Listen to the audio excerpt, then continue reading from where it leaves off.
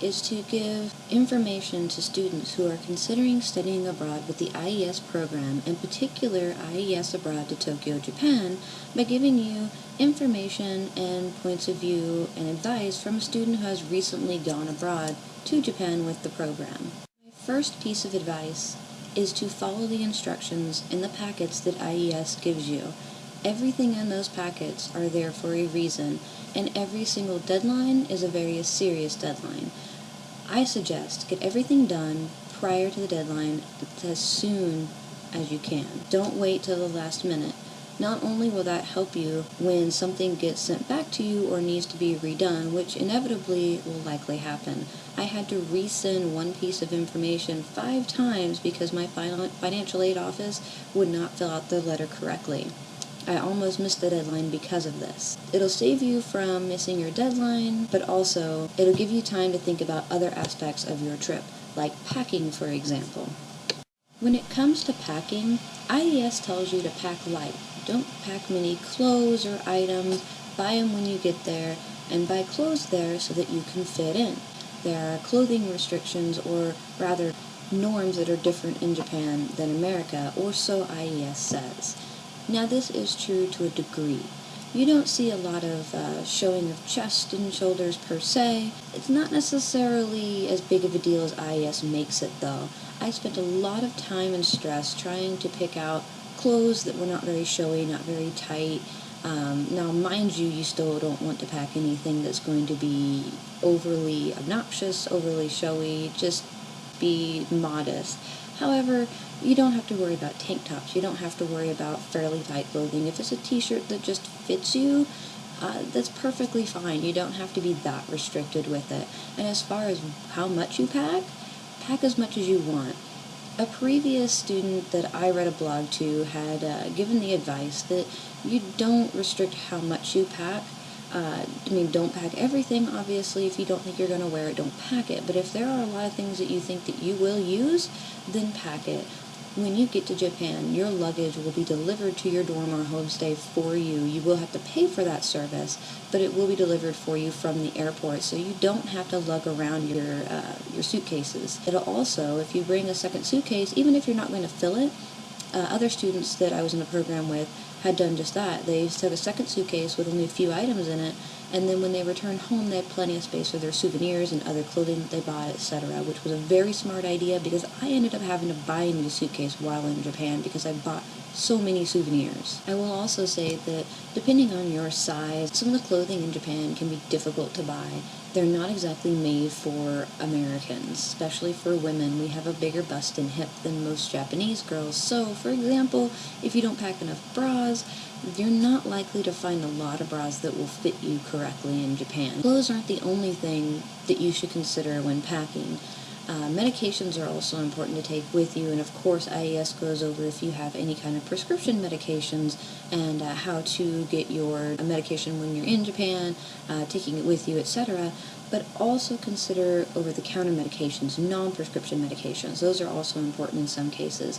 I have bad allergies, especially to mold, and Japan, of course, is very hot and humid, which can mean a lot of mold as well. So allergies are a big deal for a lot of foreigners who go to Japan. I took with me Allegra, and that helped me significantly. And you can take up to 90 days of over-the-counter medications to Japan. I kept all medications in my carry-on suitcase on purpose. That's an online guide suggested to do so in case they need to check your baggage. They'll see that it's right there in the carry-on. A little bit less suspicious than if you were to put it in your checked baggage. But I didn't have any issues. Nobody opened my suitcase up. Nobody asked me about it. For women, makeup is another thing to consider taking with you. Yes, you can get things like mascara and eyeliner there, but more importantly, think about your foundations and powders and whatever else you might use. Now, I don't use a lot of makeup myself, but I do occasionally use foundation. Skin tones in Japan are different, so don't go to Japan expecting to be able to buy your foundation in your color, because you probably won't. For me personally, I took one small container of foundation, 2 bottles of mascara, and 1 eyeliner pencil, and I was perfectly fine the entire trip. I didn't have to buy anything more than that. Deodorant is very important as well.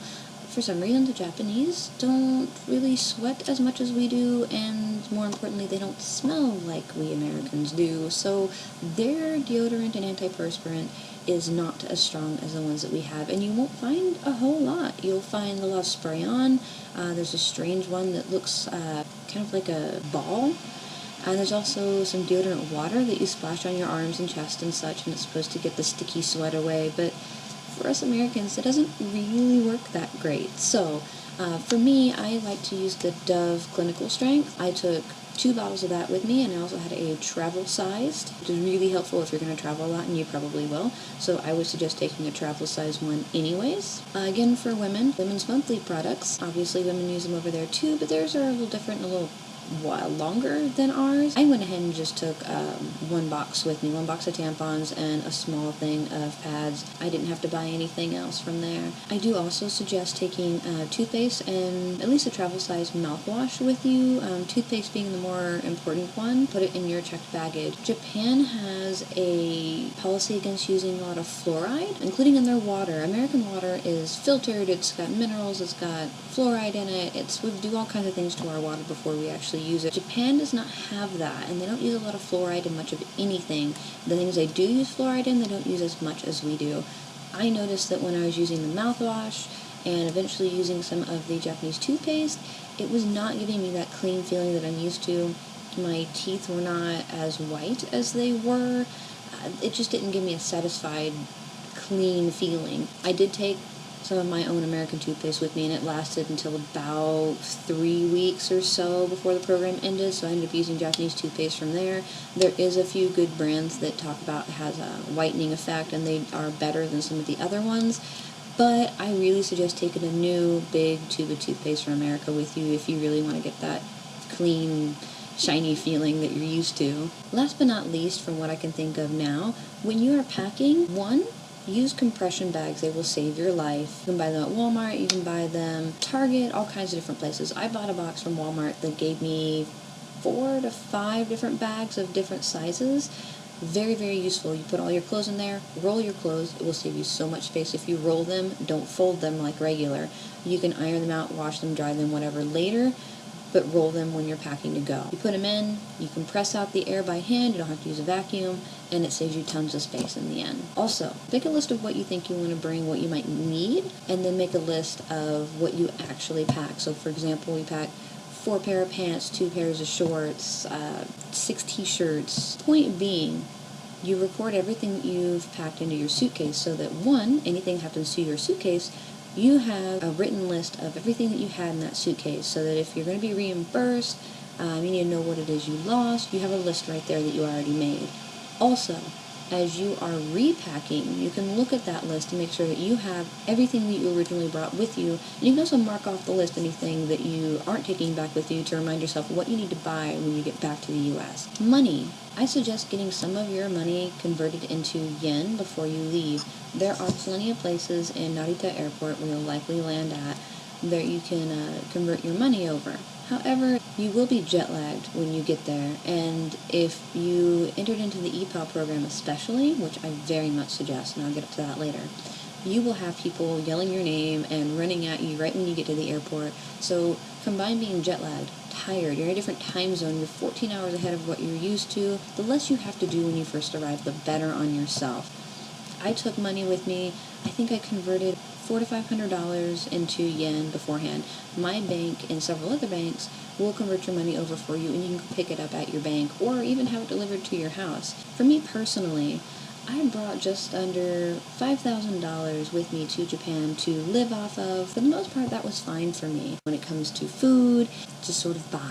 I'm a big foodie. I love to try different foods, so I won't hold back a lot when it comes to when I'm going to eat out with friends or I see an interesting snack that I want to try.